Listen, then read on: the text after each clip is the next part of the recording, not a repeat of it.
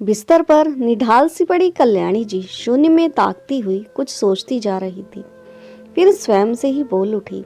बचपन से अब तक तो सुनती ही आ रही थी कि बुढ़ापा अभिशाप होता है, लेकिन महसूस आज हुआ, और उस पर अपने ही शरीर के अंश द्वारा दिया गया बुरा रवैया तो अंदर तक तोड़कर रख देता है। कल्याणी जी कुछ दिनों से बीमार चल रही थी। अभी कल ही की तो बात थी, जब उनका बेटा और बहू नौकरी के लिए निकलने लगे तो कल्याणी जी ने अपने बेटे से कहा कि बेटा, मुझे लगता है मेरा ब्लड प्रेशर बढ़ा हुआ है, मेरी दवाई ले आना। उनकी बात अनसुनी करके बेटा बहू घर से चले गए। उनके जाने के बाद जैसे ही कल्याणी जी अपना नाश्ता बनाने के लिए रसोई घर में गई तो उन्हें चक्कर आने लगे। उनका सर घूमने लगा और वहीं फर्श पर बैठ गई। फिर जैसे तैसे हिम्मत जुटाकर थोड़ी देर के बाद अपने कमरे में चली गई और बिस्तर पर लेटे लेटे बेटे बहू का इंतजार करने लगी। उन्हें एहसास हो गया था कि शायद उनका ब्लड प्रेशर बढ़ा हुआ है या शायद शुगर बढ़ गई है, परंतु कहती भी तो किससे? आखिर सुनने वाला था ही कौन? रह रह कर उन्हें अपने पति की याद आ रही थी कि कैसे थोड़ा सा बीमार होने पर भी तुरंत उन्हें अस्पताल ले जाते थे और झट से दवाई दिलाकर ले आते थे। हल्की सी छींक भी आती थी तो उनकी सेवा में जुट जाते थे। हमेशा कहा करते थे, कल्याणी, जब तक मैं इस दुनिया में हूँ तुम्हें रानी बनाकर रखूंगा। यही सब सोचते सोचते कल्याणी जी की आंखों से आंसू छलक आए। कल्याणी जी के पति रामनिवास जी एक प्राइवेट नौकरी किया करते थे और इसी दौरान उनके बेटे वैभव का जन्म हुआ। फिर गृहस्थी की गाड़ी बड़ी अच्छे से जिंदगी की पटरी पर चलती जा रही थी, लेकिन एक दिन अचानक कल्याणी जी के पास फोन आया। क्या आप कल्याणी जी बोल रही हैं? आप तुरंत सरकारी अस्पताल पहुंच जाइए, आपके पति को अस्पताल में भर्ती करवाया गया है। कल्याणी जी आनन फानन में अस्पताल में दौड़ती भागती पहुंची, लेकिन तब तक उनके पति इस दुनिया को अलविदा कहकर जा चुके थे। डॉक्टर ने बताया कि उन्हें हार्ट अटैक आया था। उस समय उनका बेटा वैभव केवल 8 बरस का था। कल्याणी जी ने जैसे तैसे अपने आप को संभालते हुए स्कूल में पढ़ाने के साथ साथ बच्चों को ट्यूशन से पढ़ाना भी शुरू कर दिया था। उन्होंने अपने बेटे को अच्छा जीवन देने के लिए दिन रात एक कर दिया। कड़ी मेहनत करके उन्होंने अपने बेटे वैभव को पढ़ाया लिखाया, इस काबिल बनाया कि आज वह एक बड़ी कंपनी में मैनेजर के तौर पर कार्यरत है। वही अपने साथ काम करने वाली एक लड़की रिया से वैभव ने शादी भी रचा ली थी। बेटा बहू दोनों नौकरी के सिलसिले में सुबह सुबह घर से निकल जाते और रात को देरी से घर लौटते। इस दौरान कल्याणी जी ही घर की देखभाल करती, बेटे बहू के लिए खाना बनाती। लेकिन कल उनकी तबीयत ज्यादा खराब हो गई थी, जिस कारण वह उनके लिए कुछ ना बना सकी। कल्याणी जी ने घड़ी में देखा तो रात के 11 बज रहे थे, लेकिन बेटे बहू का अभी तक कोई अता पता नहीं था। न ही उन्होंने उन्हें फोन करके कुछ बताया था कि वे दोनों कब आएंगे। कल्याणी जी की भूख बढ़ती जा रही थी, लेकिन उठने के लिए शरीर में हिम्मत नहीं थी। तभी दरवाजे की घंटी बजी। उन्होंने दरवाजा खोला तो सामने बेटा और बहू खड़े थे। उनकी बहू रिया तो अंदर आते ही अपना पर्स एक ओर फेंकते हुए बोली, माँ जी, आज हम खाना नहीं खाएंगे, हम बाहर से ही खाना खाकर आए हैं। ऐसा कहते हुए दोनों बेटा बहू कमरे में सोने चले गए। कल्याणी जी सोचने लगी कि जब वैभव छोटा था और खाना नहीं खाता था तो मेरे हलक से भी निवाला नहीं उतरता था, और आज किसी ने एक बार भी नहीं पूछा कि माँ, आपने खाना खाया या नहीं। कल्याणी जी पूछना चाहती थी कि बेटा, मेरी दवाइयाँ लेकर आया है या नहीं, लेकिन बेटे के पास तो शायद समय ही नहीं था अपनी माँ के लिए। प्रश्नवाचक निगाहों से उन्हें देखते हुए कल्याणी जी वहीं खड़ी की खड़ी रह गई। वे दोनों अपने कमरे में सो चुके थे। कल्याणी जी बिना कुछ खाए थोड़ा सा पानी पीकर भूखे पेट ही सो गई। सारी रात करवटें बदलते हुए बीती। आज जब सुबह हुई तो कल्याणी जी ने सोचा कि बेटे से कहूँ, बेटा, मुझे डॉक्टर के पास ले चल, कल से मेरी तबीयत खराब हो रही है। यह सोचकर वह अपने कमरे से बाहर निकली। उसी समय बहू भी रसोई घर में जा रही थी। हिचकिचाते हुए उन्होंने बहू से पूछा, बहू, वैभव की नींद खुली या नहीं? तो बहू थोड़ी तीखे स्वर में बोली, नहीं, क्या काम है उनसे? फिर कल्याणी जी बोली, वह मुझे डॉक्टर के पास जाना था। मुझे लगता है मेरी बीपी बढ़ गई है। कब से मैं उसे दवाइयाँ लाने के लिए कह रही हूँ, पर उसने मेरी दवाइयाँ लाकर नहीं दी। अब बहुत समय हो चुका है, इसलिए सोच रही हूँ कि एक बार डॉक्टर को ही दिखा दूँ, फिर दवाई शुरू करूँ। उस समय उनकी बहू बोली, क्या माँ जी, आपको दिखाई नहीं देता कि हम लोगों के पास बिल्कुल भी समय नहीं होता? सुबह को जाते हैं और देर शाम को घर लौटते हैं, और वैसे भी आपकी दवाइयाँ लाने के लिए अभी हमारे पास पैसे नहीं हैं। अभी हाथ थोड़ा तंग चल रहा है, और दोनों बच्चों की स्कूल की फीस भी भरनी है, गाड़ी की किस्त भी। इतना कहकर वो रसोई घर में चली गई। बेचारी कल्याणी जी ठगी से खड़ी रह गई और फिर अपने कमरे में आकर सोचने लगी, मैं भी इस घर में सुबह से लेकर शाम तक काम करती हूँ, उस काम का क्या कोई मोल नहीं? उनका भी तो कोई हिसाब बनता ही होगा ना। अगर इसी काम के लिए काम वाली बाई लगाते तो कम से कम 8 से 10 हजार रुपये महीना लेती, ऊपर से नखरा अलग दिखाती। फिर कल्याणी जी अपने बेटे के उठने का इंतजार करने लगी, यह सोचते हुए कि मेरा बेटा एक बार दवाई लाना भूल सकता है, लेकिन दोबारा याद दिलाने पर दवाई ला देगा। बहू की तरह स्पष्ट जवाब नहीं देगा। और कल्याणी जी यह सोच ही रही थी कि उनके बेटे वैभव की आवाज़ आई, माँ ज़रा चाय तो बनाकर लाना। बेटे की आवाज़ सुनकर कल्याणी जी चाय बनाने चली गई और एक कप में छानकर बालकनी में कुर्सी पर बैठे वैभव को देने चली गई। वैभव उस समय मोबाइल पर वीडियो चला रहा था। चाय का कप देते हुए कल्याणी जी बोली, बेटा अगर तेरे पास थोड़ा सा वक्त हो तो मुझे डॉक्टर को दिखा लाना। कल से मेरी तबीयत इतनी ज़्यादा खराब हो रही है कि 2 बार तो चक्कर खाकर गिरते गिरते बची हूँ। यह बात सुनकर वैभव तपाक से बोला, अरे माँ, आपके नाटक तो खत्म ही नहीं होते। इस उम्र में थोड़ा बहुत चक्कर तो आ ही जाता है, और मुझे तो वैसे भी आज जल्दी नौकरी पर जाना है। सांस लेने तक की भी फुर्सत नहीं है मेरे पास। और वैसे भी आपको क्या हुआ है? भली चंगी तो नज़र आ रही हैं। चलो अब जल्दी से हम दोनों के लिए नाश्ता बना दो, नहीं तो देर हो जाएगी। अपने बेटे के मुंह से ऐसी बातें सुनकर कल्याणी जी की आंखें भर आईं। तभी उसी समय उनकी बहू रिया की आवाज़ आई, अरे माँ जी कहाँ रह गई? ज़रा इधर आइए, हमें नौकरी जाने के लिए देर हो रही है और आप वहाँ बालकनी में खड़ी होकर हवा खा रही हैं। जल्दी से नाश्ता बना दीजिए। बहू की तीखी आवाज़ सुनकर कल्याणी जी चुपचाप रसोई घर में जाकर नाश्ता बनाने लगी। अभी एक पराठा ही बनाया था कि उनके कानों में आवाज़ पड़ी, अरे वैभव, तुम्हें तो पता है मेरी सहेली की शादी नज़दीक आ रही है। हम लोगों को बहुत से कपड़े भी खरीदने हैं, और कल ज्वेलरी के शोरूम पर जो डायमंड का नेकलेस मैंने देखा था, मुझे वह भी खरीदना है। मेरी सहेली की शादी पर अगर डायमंड का हार गले में नहीं होगा तो मेरी कितनी किरकिरी हो जाएगी।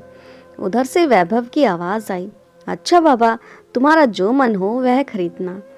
आज शाम को नौकरी से लौटते हुए तुम्हारा डायमंड नेकलेस खरीद कर ले आएंगे। फिर रिया बोली, अरे एक बात और, मेरी सहेली की शादी इसी शहर में है, तो मेरी सहेली के कुछ घर वाले और रिश्तेदार कुछ दिनों के लिए हमारे घर पर रहेंगे। अब इस घर में हमारे पास तो फालतू कमरा है नहीं, तो आप एक काम कीजिए, माँ जी का सामान स्टोर रूम में शिफ्ट करवा दीजिए। स्टोर रूम में ही उनके लिए चारपाई लगवा दो। वैसे भी बिना मतलब इतना बड़ा कमरा घेर कर बैठी हैं। तुम्हारी बात बिल्कुल सही है रिया, जैसा तुम ठीक समझो। अपने बेटे बहू की बातें सुनकर तो कल्याणी जी जैसे सुन ही पड़ गई थी। उन्हें यकीन ही नहीं हो रहा था कि अपनी पत्नी की बातों में आकर उनका बेटा बिल्कुल ही बदल जाएगा।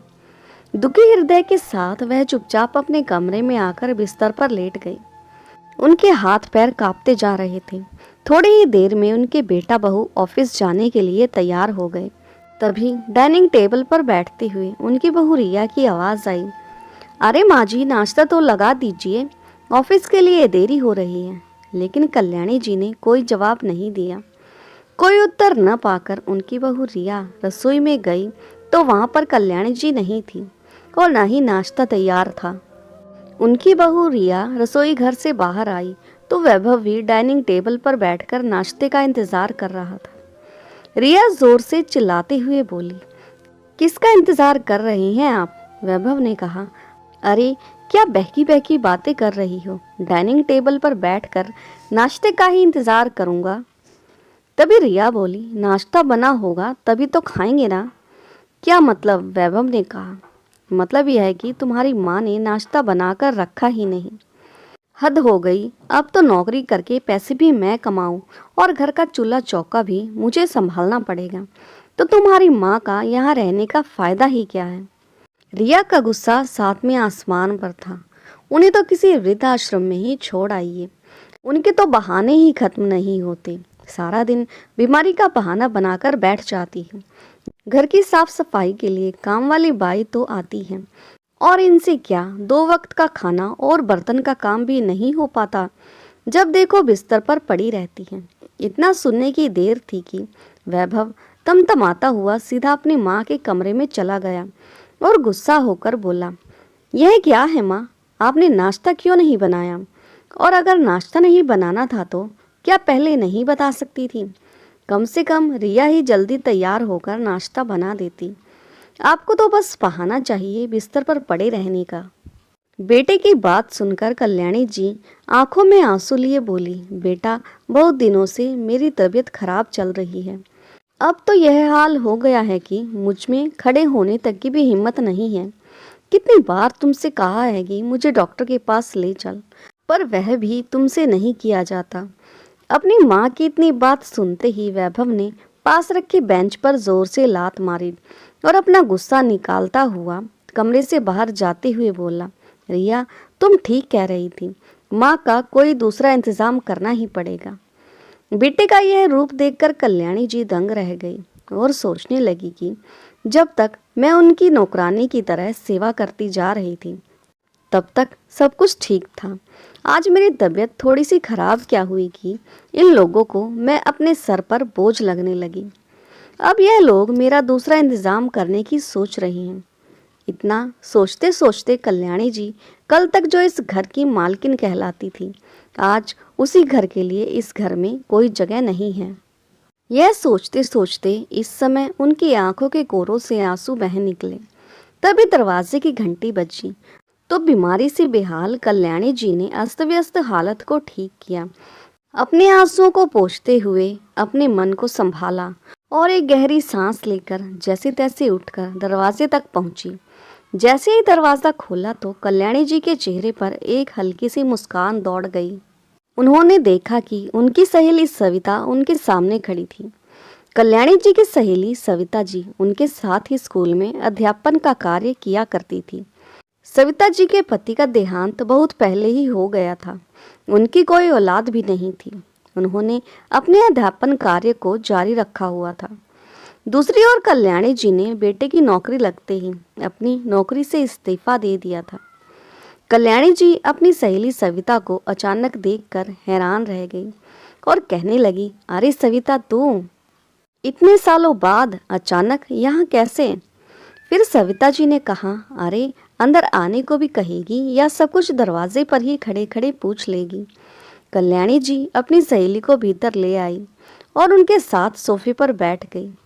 अपनी सहेली कल्याणी जी को आज ऐसी स्थिति में देखकर सविता जी हैरान रह गई। कल्याणी, यह क्या हालत बना रखी है तुमने अपनी? यह बात सुनते ही कल्याणी जी के चेहरे पर उदासी के भाव घिर आए और अपने आंसुओं के समुंदर को रोक न पाई। तभी सविता जी बोली, अरे हुआ क्या है, बताओ तो मुझे। सविता जी की बातें सुनकर कल्याणी जी भावुक उठी। बहुत दिनों के बाद किसी से इतना अपनापन प्राप्त कर कल्याणी जी ने अपनी सारी हालत उनके सामने बयां कर दी कि किस तरह आज अपने ही बेटे बहू के लिए वह एक बोझ बन चुकी हैं। सविता जी को यकीन नहीं हो रहा था कि अपने जिस बेटे के लिए कल्याणी जी ने अपनी सारी जिंदगी कुर्बान कर दी, आज वही बेटा उन्हें ऐसे दिन दिखा रहा था। जैसे ही कल्याणी जी अपनी सहेली को सोफे पर बिठाकर रसोई घर में पानी लेने के लिए जाने लगी तो उसी समय उन्हें चक्कर आ गए और बेहोश होकर वहीं गिर गई। सविता जी जल्दी से उठकर उन्हें संभालने लगी और सहारा देकर जैसे तैसे उन्हें बिस्तर पर लेटा दिया। लेकिन कल्याणी जी अभी तक बेहोशी की हालत में ही थी। सविता जी ने अस्पताल में फ़ोन करके एम्बुलेंस बुलवाई और कल्याणी जी को अस्पताल लेकर गई। डॉक्टर से उनका तुरंत चेकअप करवाया, जिससे पता चला कि कल्याणी जी का ब्लड प्रेशर बढ़ा हुआ था, जिस कारण वह बेहोश हो गई थी। कल्याणी जी को 4 दिन के लिए अस्पताल में रखा गया। इसी दौरान उनकी सहेली ने कल्याणी जी के बेटे वैभव को फ़ोन करके उनके अस्पताल में एडमिट होने के बारे में जानकारी दे दी थी। अब उनकी हालत में सुधार हो गया था, इसलिए उन्हें अस्पताल से छुट्टी दे दी गई। लेकिन डॉक्टर ने सख्त हिदायत दी थी कि यदि उन्होंने दवाइयां समय पर नहीं ली तो कुछ भी हो सकता है। लेकिन सविता जी यह देखकर हैरान थी कि कल्याणी जी 4 दिनों से अस्पताल में ही थी, लेकिन उनके बेटा बहू उनका हालचाल तक पहुंचने के लिए अस्पताल नहीं आए थे। उन्होंने यह जानने की कोशिश भी नहीं की कि वह जिंदा भी है या मर गई। सविता जी अच्छे से समझ चुकी थी कि कल्याणी जी के बेटा बहू के लिए वह केवल एक नौकरानी थी, उससे ज़्यादा कुछ भी नहीं। फिर कुछ सोचते हुए सविता जी बोली, कल्याणी, क्या तुम मेरे साथ रहना पसंद करोगी? अब देखो, मैं भी अकेली हूँ और तुम भी अकेलेपन की शिकार हो रही हो।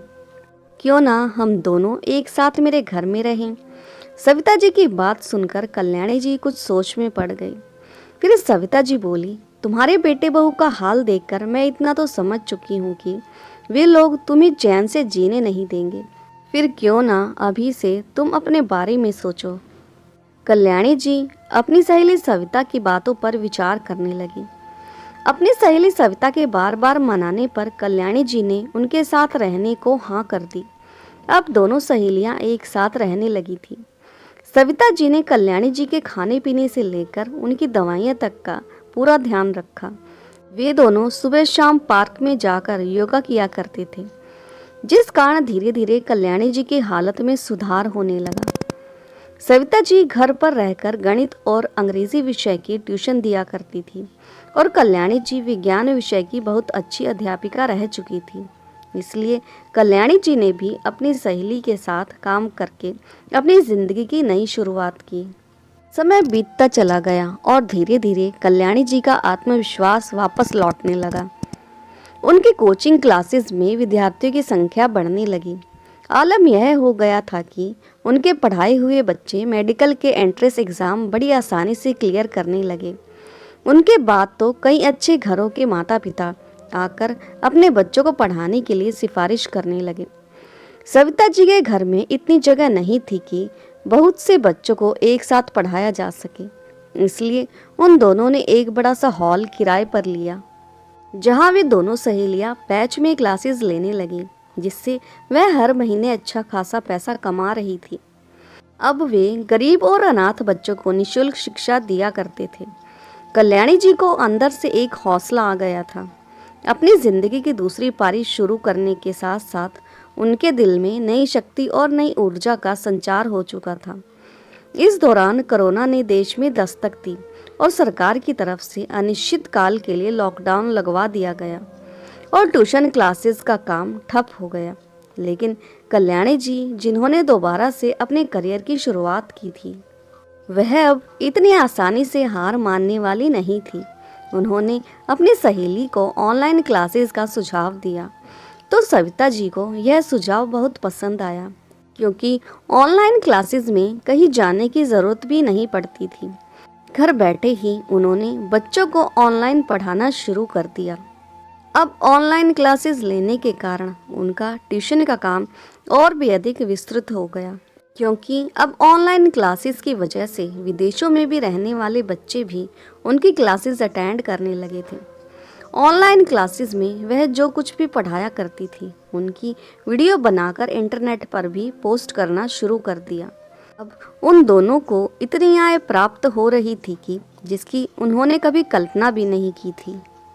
अब उन दोनों के पास बहुत सा पैसा जमा हो गया था, लेकिन बुढ़ापे में इतनी ज़रूरत तो उनकी थी भी नहीं कि इतना पैसा स्वयं पर खर्च कर सके। और फिर सविता जी और कल्याणी जी दोनों बड़ी अच्छी तरह से जानती थी कि वृद्धावस्था में अकेलेपन की पीड़ा कितनी दुखदाई होती है। इसलिए उन्होंने अपनी आय का कुछ भाग वृद्ध लोगों पर खर्च करने का निर्णय लिया। उन्होंने समाज सेवी संस्थाओं की मदद से एक वृद्धाश्रम की स्थापना की। धीरे धीरे उनके साथ अन्य समाज सेवी संस्थाएं भी जुड़ती गई। अब उन्हें जीवन का उद्देश्य मिल गया था। अपनी छोटी छोटी कोशिशों से उन्होंने बहुत बड़े बड़े काम कर दिखाए। केवल 1 वर्ष के भीतर ही बेटे और बहू से दबकर रहने वाली कल्याणी जी आज एक बेहतरीन समाज सेविका के रूप में परिवर्तित हो चुकी थी। कई समाज सेवी संस्थाओं ने उनके निस्वार्थ सेवा को देखते हुए उन्हें सम्मानित किया। रह रहकर अपने बेटे बहू को याद करते हुए कल्याणी जी की आंखें नम हो जाया करती थी, परंतु उन्होंने कभी स्वयं को कमज़ोर नहीं पड़ने दिया। एक दिन उनके पास एक सरकारी पत्र आया जिसमें लिखा था कि सविता जी और कल्याणी जी को समाज में उनके योगदान को देखते हुए सरकार द्वारा बहुत बड़े पुरस्कार से सम्मानित किया जाना है। सरकारी पत्र पढ़कर दोनों सहेलियां फूली न समाई। धीरे धीरे यह बात पूरे शहर में आग की तरह फैल गई।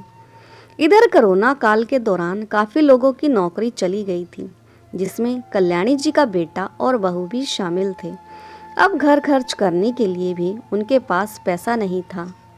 पैसे की कमी के चलते दोनों पति पत्नी आपस में ही लड़ते झगड़ते रहते थे। जितनी भी बचत उन्होंने आज तक की थी 2-3 महीने में ही खर्च हो गई और लाख कोशिश करने के बावजूद उन्हें कहीं और नौकरी भी नहीं मिल पा रही थी।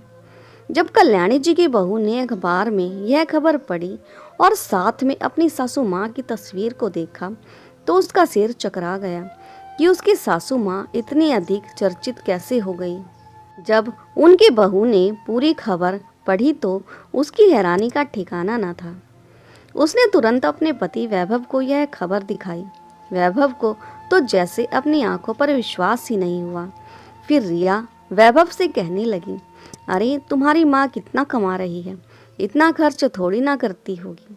यहाँ हम लोग पैसों की तंगी झेल रहे हैं, जैसे तैसे दिन काट रहे हैं, और उधर तुम्हारी माँ के पास नोटों की गड्डियाँ आ रही होंगी।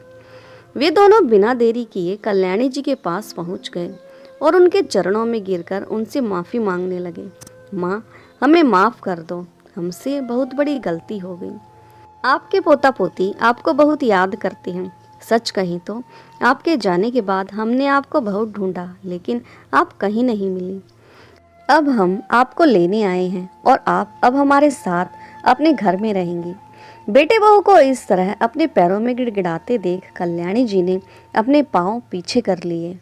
फिर उनका बेटा वैभव बोला, माँ, आप इतने लोगों की मदद कर रही हैं जिनसे आपका खून का रिश्ता भी नहीं है। फिर हम तो आपके अपने बेटा बहू हैं, आपका अपना खून है। क्या आप हमारी मदद नहीं कर सकती? बेटा, माना मेरा और तुम्हारा खून का रिश्ता है।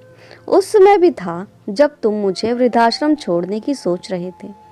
तब यह बात तुम्हारे मन में क्यों नहीं आई? कल्याणी जी ने प्रश्नवाचक निगाहों से अपने बेटे बहू की तरफ देखा और कहा, और मेरी अपनी सहेली जिससे मेरा खून का रिश्ता भी नहीं था, उसके कारण आज मैं अपनी इतनी पहचान बना सकी हूँ कि आज समाज में सिर उठाकर खड़ी हूँ। अगर उसने मेरी मदद न की होती तो मैं आज किसी वृद्धाश्रम के एक कोने में पड़ी होती या अब तक मर चुकी होती। मेरी सहेली से मेरा खून का रिश्ता तो नहीं है, लेकिन दिल का रिश्ता इतना बड़ा है कि वह खून के रिश्ते को भी झुका सकता है। लेकिन माँ, आप ही सोचिए, अब हम दोनों की नौकरी जा चुकी है, घर का इतना खर्च है जिसको चलाने के लिए हमारे पास एक फूटी कौड़ी भी नहीं है। दोनों बच्चों की स्कूल की फीस भी भरनी है, खाने पीने का भी खर्च होता है। कम से कम आप हमारी थोड़ी सी मदद तो कर ही सकती हैं। यदि आप हमें पैसे नहीं देंगी तो कौन देगा? अपने बच्चों के साथ भी कोई ऐसा व्यवहार करता है क्या? आपके बच्चे परेशान होकर दर दर भटक रहे हैं और आप उन्हें पैसा देने की बजाय वृद्धाश्रम में दान कर रही हैं। थोड़ा सा तो तरस कीजिए अपनी पोता पोती पर। अपने बेटे और बहू की यह बातें सुनकर कल्याणी जी अपनी कुर्सी से उठी और बेटे के मुंह पर जोरदार 2 तमाचे जड़ दिए। तमाचे की आवाज़ से पूरा हॉल गूंज उठा। फिर कल्याणी जी तमतमाते हुए बोली, आज तुम्हें याद आया कि तेरी एक माँ भी है। तब तो कहाँ गया था जब मैं जिंदगी और मौत के बीच झूल रही थी। उस समय तूने मुझे मरने के लिए बेबस और लाचार छोड़ दिया था। अपनी पत्नी का डायमंड का हार दिलाने के लिए तेरे पास पैसे थे, नए नए कपड़े खरीदने के लिए तुम लोगों के पास पैसे थे, नहीं थे तो केवल बूढ़ी माँ की दवाइयाँ खरीदने के लिए। और आज तुम मुझे मेरा फर्ज याद दिला रहे हो। कल्याणी जी आगे कहने लगी, जिस समय तेरी माँ लाचार थी उस समय तुम दोनों मुझे वृद्धाश्रम भेजने की तैयारी कर रहे थे। अरे एक माँ का जितना अपमान तुमने किया है उतना तो शायद आज तक किसी ने नहीं किया होगा। कितने अरमानों के साथ मैंने तुझे पाल पोस कर बड़ा किया था। मैंने अपनी सारी जिंदगी तुझ पर लुटा दी थी, पर तूने क्या किया मेरे साथ? तिल तिल कर मरने के लिए छोड़ दिया। और आज जब भगवान ने तुम्हें तुम्हारे किए की सज़ा दी है, तुम्हारे पास पैसे नहीं रहे तो चले आए मेरे पास मुझे मेरा फ़र्ज़ याद दिलाने के लिए। क्या बच्चों का फ़र्ज़ नहीं होता अपने बूढ़े माँ बाप को देखने का, उनकी सेवा करने का, उनका ध्यान रखने का, बुढ़ापे में उनके लिए दवाई लाने का? बड़े आए मुझे ज्ञान देने वाले, अभी के अभी यहाँ से वापस चले जाओ, नहीं तो पुलिस को फ़ोन लगाकर मुझे धमकी देने के जुर्म में तुम्हें अंदर करवा दूंगी। सविता जी जो पीछे खड़ी हुई सारी बातें सुन रही थी, कल्याणी जी के पास आकर उनके कंधे पर हाथ रखते हुए कहने लगी, आज जो निर्णय तुमने किया है उसके लिए मुझे तुम पर गर्व है। तुम अकेली नहीं हो, एक बार धोखा खा चुकी हो अपने बच्चों से, अब दूसरी बार सतर्क रहने में ही समझदारी है। दोनों बेटा बहू चुपचाप अपना सा मुंह लेकर वहां से निकल गए। आज कल्याणी जी अपनी सहेली सविता के साथ मिलकर अपना काम और समाज सेवा जारी रखे हुए हैं। हम सभी का जीवन हमारे माता पिता की ही देन है। ईश्वर द्वारा प्रदान बेशकीमती उपहार में से एक हमारे माता पिता होते हैं। केवल माता पिता ही बिना किसी पूर्व शर्त के हमारी देखभाल करते हैं और खुद हमारे कष्ट सहन करके भी हमें पैरों पर खड़ा होने के लायक बनाते हैं। तो हमारा भी उनके प्रति दायित्व है कि हम अपने माता पिता का सम्मान करें और उनकी निस्वार्थ भाव से सेवा करें। तो दोस्तों, आपको ये भावुक और प्रेरणादायक कहानी कैसी लगी और कहानी का कौन सा हिस्सा आपके दिल को छू गया, कमेंट करके ज़रूर बताएं। और हाँ, चैनल पर नए हो तो चैनल को लाइक, सब्सक्राइब और शेयर करना ना भूलें। तो मिलते हैं एक नई कहानी के साथ, तब तक के लिए धन्यवाद।